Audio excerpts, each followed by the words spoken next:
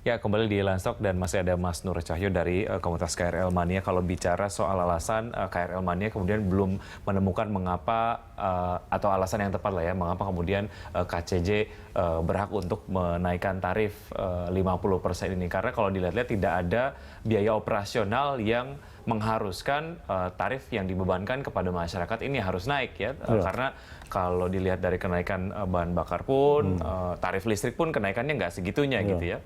Oke, nah terkait dengan keamanan sendiri, ini Anda juga ada yang ingin disampaikan, Mas Nur?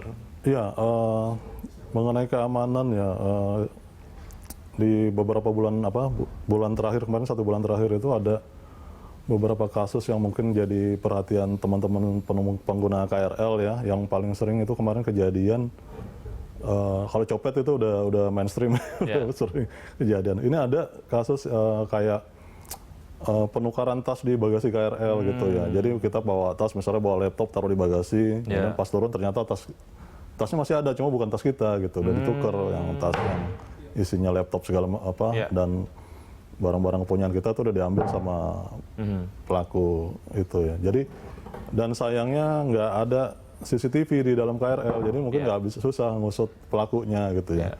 Ini juga yang mungkin harus jadi perhatian dari pihak KCJ. Jadi harusnya di dalam KRL ada kalau bisa CCTV yang bisa merecord perjalanan KRL selama perjalanan KRL. Karena kalau kita lihat yang namanya kelengkapan CCTV itu juga ada di standar pelayanan minimumnya komuter lain. Kalau kita lihat di Peraturan Menteri Perhubungan 47 2014 itu ada. Dan bukan CCTV aja, jadi CCTV yang bisa ada rekamannya, jadi bisa kalau ada kejadian-kejadian seperti itu bisa mereka. Bukan hanya aksesoris saja gitu ya. Bukan bisa. Oke, SPM-nya sebetulnya sudah ada di berapa persen sih kalau menurut Anda? Idealnya perfect lah ya 100%. Kita ada di mana untuk KCJ ini?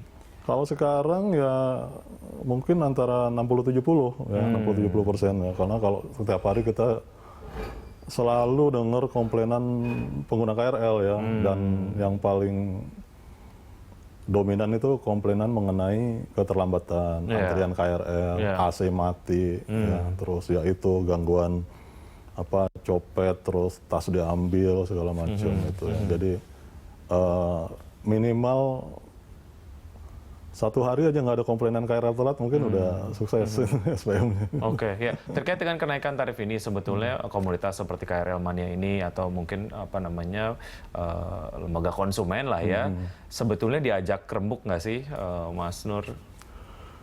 Atau diminta inputnya gitu, kira-kira setuju atau tidak gitu? Rembukan nggak ada. Jadi pernah ada undangan sosialisasi, cuma kan satu arah. Jadi pengumuman bahwa akan ada kenaikan gitu ya. Kalau toh kita keberatan mungkin nggak ada perubahan juga, nanti berubah jadi berapa persen atau tanggalnya diundur segala macam gitu ya.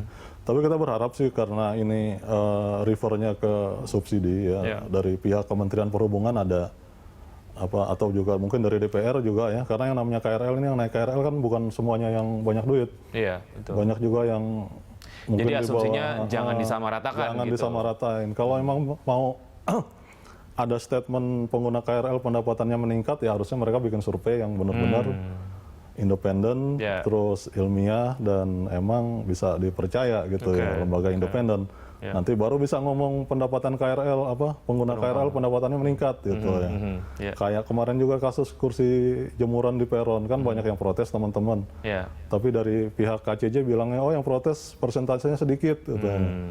Mereka udah survei apa belum? Coba ditanya tiap-tiap stasiun berapa orang yang protes. Menuju 1 Oktober apa upaya yang akan dilakukan? Ya minimal kita sudah sampaikan ke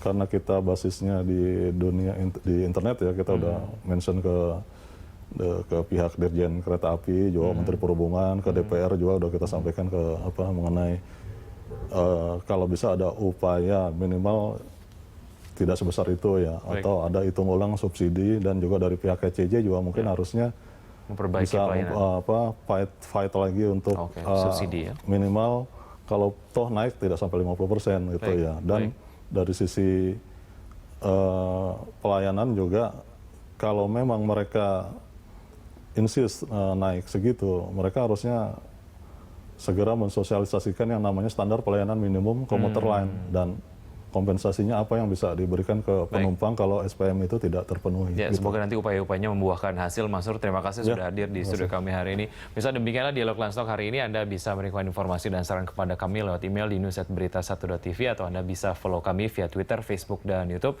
Nantikan Landstalk setiap hari dan saya Wiki Ardian. Terima kasih, sampai jumpa.